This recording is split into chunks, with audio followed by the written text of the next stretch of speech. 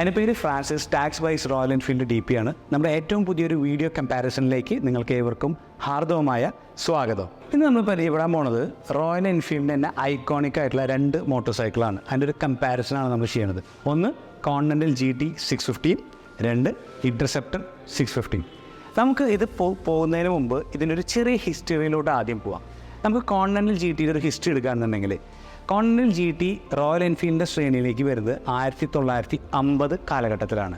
ഇതെങ്ങനെയാണ് വരുന്നതെന്ന് വെച്ചാൽ, ഇംഗ്ലണ്ട് എന്ന് പറഞ്ഞ സ്ഥലത്ത് ഒരു കഫേയിൽ നിന്ന് മറ്റൊരു കഫേയിലേക്ക് എത്രയും പെട്ടെന്ന് എത്താൻ സാധിക്കും എന്നുള്ളൊരു റേസ് ഉണ്ടായിരുന്നു. ആ റേസിനെ ഇൻസ്പയർ ചെയ്തിട്ടാണ് ഈ ഒരു മോഡൽ വാഹനം പല ബ്രാൻഡുകൾ ഇറക്കിയ പോലെ റോയൽ എൻഫീൽഡ് ഇറക്കിയത്. ഇതിന് കോണ്ടിനെൻ്റൽ GT എന്ന് പേരിട്ടത്. 1950 കാലഘട്ടത്തിൽ ഒരു സിംഗിൾ സിലിണ്ടർ എൻജിൻ വെച്ചിട്ടാണ് അന്ന് ഈ വാഹനം ഇറക്കിയിരുന്നത്. പിന്നെ 1968 കാലഘട്ടത്തിൽ MK2 എന്ന് പറഞ്ഞിട്ട് ഒരു മോഡലും കൂടി കോണ്ടിനെൻ്റൽ GTയിൽ ഇറക്കിയിട്ടുണ്ടായിരുന്നു. അന്നത്തേൽ വെച്ചിട്ട് ഏറ്റവും ഫാസ്റ്റസ്റ്റ് ആയിട്ടുള്ള 250 വാഹനമായിരുന്നു കോണ്ടിനെൻ്റൽ GT എന്ന് പറഞ്ഞ റോയൽ എൻഫീൽഡിൻ്റെ ഈ ഓഫറിങ്. ഇനി നമ്മൾ പോകുന്നത് ഇൻ്റർസെപ്റ്റർ എന്ന് പറഞ്ഞ മോഡലിലോട്ടാണ്. ടു ബി പ്രിസൈസ് 1968 കാലഘട്ടത്തിലാണ് റോയൽ എൻഫീൽഡിൻ്റെ ലൈനപ്പിലോട്ട് ഇൻ്റർസെപ്റ്റർ എന്ന് പറഞ്ഞ ആ ഒരു പേര് ആഡപ്പ് ചെയ്യുന്നത്. അന്ന് ഈ വാഹനത്തിന് റോയൽ എൻഫീൽഡ് കൊടുത്തിരുന്നത് ഒരു ബിഗർ എൻജിനാണ്. ഒരു 700 to 750 cc എൻജിൻസാണ് റോയൽ എൻഫീൽഡ് കൊടുത്തിരുന്നത്. പിന്നെ ഭയങ്കര ഡിസ്റ്റിങ്റ്റീവ് ആയിട്ടുള്ള ലുക്കായിരുന്നു, ഭയങ്കര രസമുള്ളൊരു ലുക്കായിരുന്നു. പ്ലസ് അന്നത്തെ ഈ വാഹനത്തിൻ്റെ ആ ഒരു ക്വാളിറ്റിയും അതിൻ്റെ ഒരു സുഖം കൊണ്ട് ഇതൊരു റോഡ്സ്റ്ററായ വണ്ടിയായിരുന്നുള്ളൂ. ആൾക്കാർ ടൂറിങ് പർപ്പസിനും അന്ന് ഈ വാഹനം യൂസ് ചെയ്തിരുന്നു. അപ്പോൾ ഇതിൻ്റെ പിന്നിൽ വേറെ 2 കാര്യങ്ങളും കൂടിയുണ്ട്. ഇത് കോണ്ടിനെൻ്റൽ GT എന്ന് പറയുമ്പോൾ ഇംഗ്ലണ്ടിലാണ് ഇത് ഉണ്ടായതും. ഇൻ്റർസെപ്റ്റർ എന്ന് പറയുന്നത് നമ്മുടെ അമേരിക്കയിൽ കാലിഫോർണിയൻ ബീച്ച് കൾച്ചറാണ് ഇതിൻ്റെ ഒരു റെപ്രസെൻറ്റേഷൻ. അതിൻ്റെ ആ ഒരു കൾച്ചറിനെ റെപ്രസെൻറ്റ് ചെയ്യാനാണ് ഇൻ്റർസെപ്റ്റർ എന്ന് പറഞ്ഞാൽ ഈ ഒരു മോഡലും റോയൽ എൻഫീൽഡ് ഉണ്ടാക്കിയിട്ടുള്ളത്. അപ്പോൾ ഇനി നമുക്ക് ഇതിൻ്റെ ഡീറ്റെയിൽഡ് ആയിട്ടുള്ള കമ്പാരിസണിലോട്ട് നമുക്ക് കടക്കാം. ഈ വാഹനത്തിൻ്റെ കമ്പാരിസണിലേക്ക് കടക്കുന്നതിന് മുമ്പ് 2018 നവംബറിലാണ് ഈ 2 വാഹനങ്ങളും, അതായത് ഇൻ്റർസെപ്റ്ററും കോണ്ടിനെൻ്റൽ GTയും റോയൽ എൻഫീൽഡ് നമുക്ക് പ്രസൻറ്റ് ചെയ്തത്. അന്ന് ഇതിന് ട്വിൻസ് എന്നാണ് പേരിലാണ് അറിയപ്പെട്ടിരുന്നത്. ഈ 2018 മുമ്പ് കോണ്ടിനെൻ്റൽ GTയിൽ ഒരു ടോൺ ഡൗൺ വേർഷൻ ഇറങ്ങിയത്, അത് നിങ്ങൾ അറിയാമെന്ന് വിചാരിക്കുന്നു. 535 cc സിംഗിൾ സിലിണ്ടർ ഒരു മോഡലും കൂടി റോയൽ എൻഫീൽഡ് ഇറക്കിയിട്ടുണ്ടായിരുന്നു. അതിനുശേഷമാണ് നമ്മുടെ 2018 ഈ 2 മോഡൽസ് കൊണ്ടുവന്നത്. അന്ന് റോയൽ എൻഫീൽഡ് ഇതിനെ പറഞ്ഞിരുന്നത് ട്വിൻസ് എന്നാണ്. ഒരിക്കലും ഇതൊരു പാരലൽ ട്വിന്നാണെന്ന് നിങ്ങൾ വിചാരിക്കരുത്. ഈ 2 വാഹനങ്ങളും ഇൻലൈൻ ട്വിൻ സിലിണ്ടറാണ്. ഇൻലൈൻ ട്വിൻ സിലിണ്ടർ എന്ന് പറയുന്നതിൻ്റെ കാരണം എന്ന് വെച്ചാൽ, ഇതിൻ്റെ firing angle Royal Enfield choose ചെയ്തിട്ടുള്ളത് 270 ഡിഗ്രി ഫയറിംഗ് ആംഗിളാണ്. അതിൻ്റെ പിന്നിലൊരു കാര്യമുണ്ട്. നമ്മുടെ പണ്ടത്തെ വാഹനങ്ങളിലുള്ള ആ ഒരു തമ്പ് സൗണ്ട്, ആ ഒരു നൊസ്റ്റാൾജിക് തമ്പ് സൗണ്ട് റീക്രിയേറ്റ് ചെയ്യാനാണ് ഈ വാഹനത്തിന് royal Enfield 270 degree firing angle കൊടുത്തിട്ടുള്ളത്. പിന്നെ ബാക്കി കുറേ ആൾക്കാരുടെ ഒരു ചെറിയൊരു മിഥ്യാധാരണ എന്താണെന്ന് വെച്ചാൽ, ഇതൊരു പാരലൽ ട്വിൻ ആണെന്നാണ്. പാരലൽ ട്വിൻ എന്ന് പറഞ്ഞു കഴിഞ്ഞാൽ 360 ഡിഗ്രി ഫയറിംഗ് ആംഗിൾ വരുമ്പോഴാണ് നമുക്ക് പാരലൽ ട്വിൻ എന്ന് പറഞ്ഞൊരു കോൺസെപ്റ്റ് വർക്ക് ചെയ്യുക. പക്ഷേ ഇതിൽ വന്നിട്ട് ഇത് 270 ഡിഗ്രി ഫയറിംഗ് ആംഗിളാണ് വരുന്നത്. ഇനി നമ്മളിതിൻ്റെ പവർ ഫിഗേഴ്സിലോട്ട് കടക്കുന്നതിന് മുമ്പ് ഇതിന് എൻജിൻ സ്പെക്ക്. എൻജിൻ 2 വാഹനത്തിനും റോയൽ എൻഫീൽഡ് സെയിം എൻജിനാണ് കൊടുത്തിട്ടുള്ളത്. യാതൊരു വ്യത്യാസങ്ങളുമില്ല. ഇതൊരു 648 cc inline twin cylinder SOHC എൻജിനാണ് റോയൽ എൻഫീൽഡ് ഇതിന് കൊടുത്തിട്ടുള്ളത്. ഇനി ഇതിൻ്റെ ബോർ എന്ന് പറയുന്നത് 78 mm, ഇതിൻ്റെ സ്ട്രോക്ക് എന്ന് പറയുന്നത് 67.8 mm, കംപ്രഷൻ റേഷ്യോ എന്ന് പറയുന്നത് 9.5:1 ആണ്. ഇനി നമ്മളിതിൻ്റെ BHPയിലേക്ക് കിടക്കുകയാണെന്നുണ്ടെങ്കിൽ 7250 RPMത്തിൽ നമുക്ക് 47 BHPയും 57 Nm ടോർക്ക് 5150 RPMത്തിലാണ് ഈ 2 വാഹനങ്ങൾക്കും വരുന്നത്. ഇനി ഇതിൻ്റെ ഓയിൽ ഡെലിവറി എന്ന് പറയുന്നത് wet sump with pump driven oil ഡെലിവറിയാണ് റോയൽ എൻഫീൽഡ് കൊടുത്തിട്ടുള്ളത്. ഇനി ഇതിൻ്റെ പേപ്പർ എലമെൻ്റാണ് എയർ ഫിൽറ്ററായിട്ട് റോയൽ എൻഫീൽഡ് യൂസ് ചെയ്തിട്ടുള്ളത്. അപ്പോൾ ഇതൊക്കെയാണ് അതിൻ്റെ ബേസിക് ആയിട്ടുള്ള ഒരു ഫാക്ടേഴ്സ്. എൻജിൻ സൈഡിൽ നോക്കുമ്പോൾ ഐഡിയൽ സ്പീഡ് 1200 RPM ആണ്, ±100. അപ്പോൾ ഇത്രയും കാര്യങ്ങളാണ് ഇതിൻ്റെ ബേസിക്കായിട്ട് കോമൺ ആയിട്ടുള്ള കാര്യങ്ങൾ. ഇനി നമ്മളിതിൻ്റെ ഡിഫറൻസുകളാണ് ഇനി ചെക്ക് ചെയ്യാൻ പോകുന്നത്. നമുക്കൊന്ന് നോക്കിയാലോ. നമുക്കിനി ഈ 2 വാഹനങ്ങളുടെയും വിസിബിൾ ആയിട്ടുള്ള ചേഞ്ചസ് ഒന്ന് നോക്കാം. നമുക്ക് ആദ്യം കോണ്ടിനെൻ്റൽ GT നോക്കാം. നമ്മുടെ GT വാഹനത്തിലോട്ട് വരുമ്പോൾ, നമ്മുടെ ഈ വാഹനത്തിന് റോയൽ എൻഫീൽഡ് കൊടുത്തിട്ടുള്ളത് ഒരു ക്ലിപ്പ് ഓൺ ഹാൻഡിലാണ്. ഈ ക്ലിപ്പ് ഓൺ ഹാൻഡിലിൻ്റെ ഒരു പ്രത്യേകത എന്ന് പറഞ്ഞു കഴിഞ്ഞാൽ, നമുക്ക് ഫ്രണ്ടിലേക്ക് ലീൻ ചെയ്ത് ഓടിക്കാവുന്ന രീതിയിലാണ് ഇതിൻ്റെ ഒരു ഡിസൈൻ തന്നെ കൊടുത്തിട്ടുള്ളത്. പിന്നെ നമ്മൾ നോക്കി കഴിഞ്ഞാൽ ഇതിൻ്റെ ടാങ്കാണ്. സാധാരണ കോണ്ടിനെൻ്റൽ GT വാഹനങ്ങളിൽ കണ്ടുവരുന്ന ഒരു ഡിസൈനാണ് ഇതിൻ്റെ ടാങ്ക് വരുന്നത്. ഇതിൻ്റെ കപ്പാസിറ്റി എന്ന് പറയുന്നത് നമുക്ക് 12.5 ലിറ്ററാണ്. ഇനി ഇതിൻ്റെ സീറ്റ് നിങ്ങളൊന്ന് ശ്രദ്ധിച്ച് കഴിഞ്ഞിട്ടുണ്ടെങ്കിൽ ഇതൊരു ബെഞ്ച് സീറ്റ് തന്നെയാണ്. പക്ഷേ ഇതിൻ്റെ ഫ്രണ്ടിൽ ഒരു ചെറിയ കർവേച്ചർ കൊടുത്തിട്ടുണ്ട്. അത് ആ സീറ്റിംഗ് സ്ട്രാൻഡ്സ് കറക്റ്റ് ചെയ്യാൻ വേണ്ടിയിട്ടാണ് ഈ വാഹനത്തിന് ഒരു ചെറിയൊരു കർവേച്ചർ കൊടുത്തിട്ടുള്ളത്. നമുക്കിനി ഈ വാഹനത്തിൽ ഒന്ന് കയറി ഇരുന്ന് നോക്കാം. നമുക്ക് ഈ ജസ്റ്റ് വാഹനത്തിൽ നമ്മൾ കയറി ഇരിക്കുന്നു.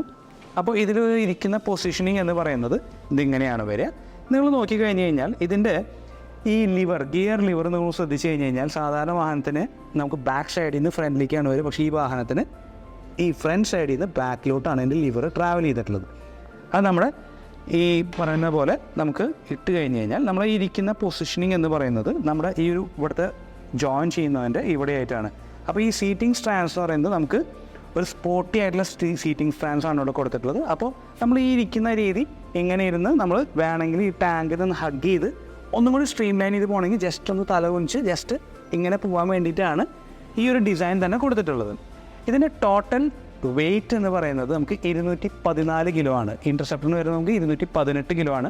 ഈ ഡിഫറൻസ് വരാനുള്ള കാരണം എന്ന് വെച്ചാൽ കോണ്ടിനെൻ്റൽ GTക്ക് സെൻട്രൽ സ്റ്റാൻഡ് വരുന്നില്ല. അതുകൊണ്ടാണ് ഈ ഒരു ഡിഫറൻസ് അനുഭവപ്പെടുന്നത്. ഇനി നമ്മൾ പോകാമെന്ന് വെച്ചാൽ ഇൻ്റർസെപ്റ്റർ എന്ന് പറഞ്ഞ മോഡലിലേക്കാണ് നമ്മളിന്ന് പോകുന്നത്. ഇതിൻ്റെ സീറ്റ് ഹൈറ്റ് ഞാൻ പറഞ്ഞില്ല എന്ന് വിചാരിക്കുന്നു. സീറ്റ് ഹൈറ്റ് 793 mm ആണ്. നേരെ ഇൻ്റർസെപ്റ്ററിലേക്ക് പോകുമ്പോൾ നമുക്ക് 804 mm ആണ് അതിൻ്റെ സീറ്റ് ഹൈറ്റ് വരുന്നത്. ഇനി നമ്മൾ നോക്കിക്കഴിഞ്ഞ് കഴിഞ്ഞാൽ ഇൻ്റർസെപ്റ്ററിൽ നമുക്ക് ഒരു നോർമൽ ഹാൻഡ് പ്ലസ് ഒരു ക്രോസ് റോഡും കൂടി കൊടുത്തിട്ടുണ്ട്. ഇനി ഇതിൻ്റെ ടാങ്കിൻ്റെ ഡിസൈനിലോട്ട് പോകുമ്പോൾ ഇതൊരു ടിയർ ഡ്രോപ്പ് ഡിസൈനാണ് റോയൽ എൻഫീൽഡ് ഇതിൻ്റെ ടാങ്കിൻ്റെ ഡിസൈനിൽ കൊടുത്തിട്ടുള്ളത്.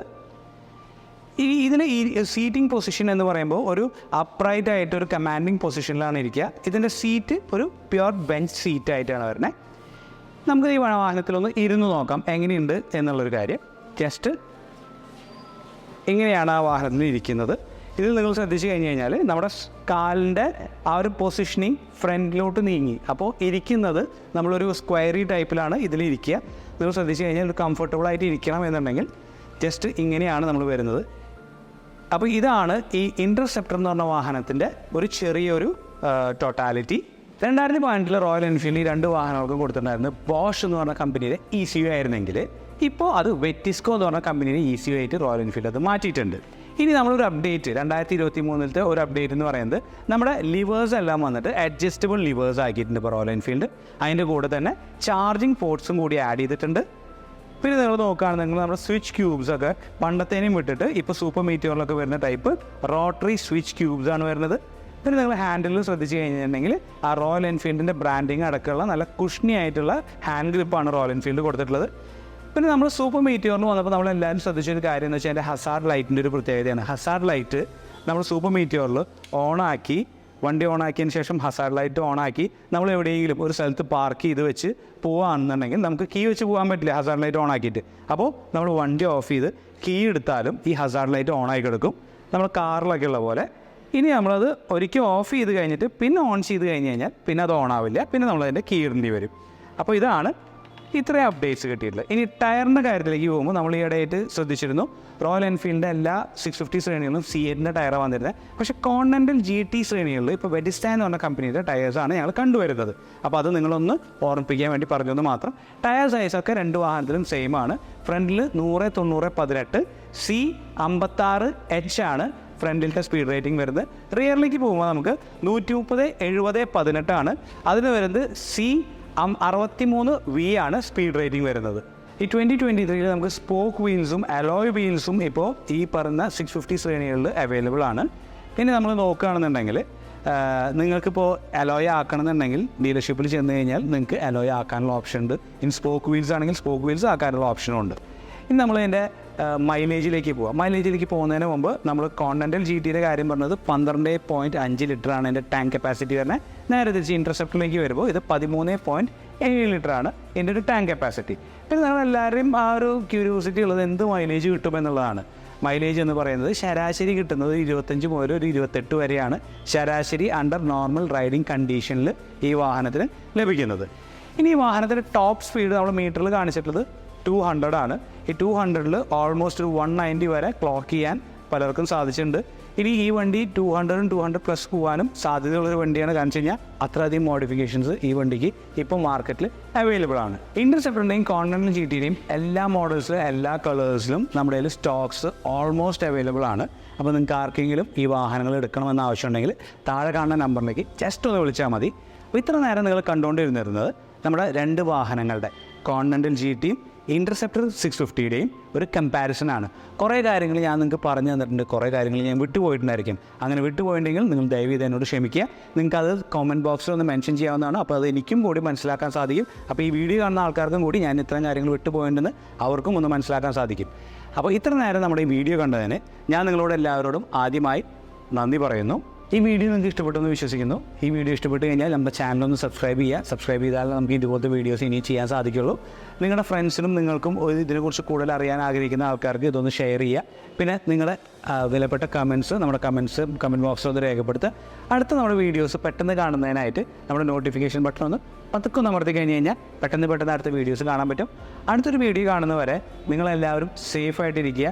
Stay amazing, be in love and take care.